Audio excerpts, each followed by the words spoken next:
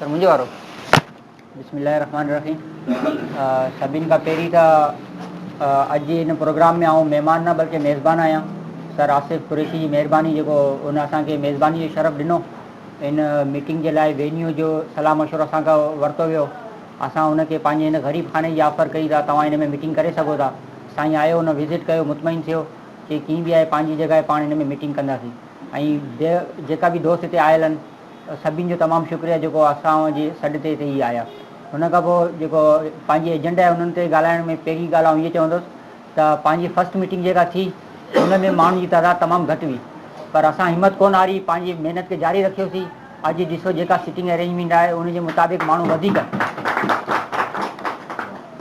त असांखे वॾी ख़ुशी आहे। असांखे उमेदु आहे जॾहिं नेक्स्ट मीटिंग थींदी त माण्हू हिन खां डबल हूंदा। पोइ वेन्यू कहिड़ो बि हुजे, हिते मौजूदु जेका दोस्त आहिनि उन्हनि में कंहिंजो घर हुजे, कंहिंजो औताक हुजे, कंहिंजी ऑफिस हुजे, कंहिंजी शॉप हुजे, असां उते बि वेही करे मीटिंग करे सघूं था। असां इन मीटिंग जे लाइ जेम खाने जा या कंहिं ऑडिटोरियम जा मोहताज कोन आहियूं। असांखे कमु करिणो आहे। बाक़ी तमामु सभु लाइक दोस्त वेठा आहिनि, सभु पंहिंजी पंहिंजी शेयरिंग कंदा। बसि आउं वधीक टाइम कोन वठंदुसि।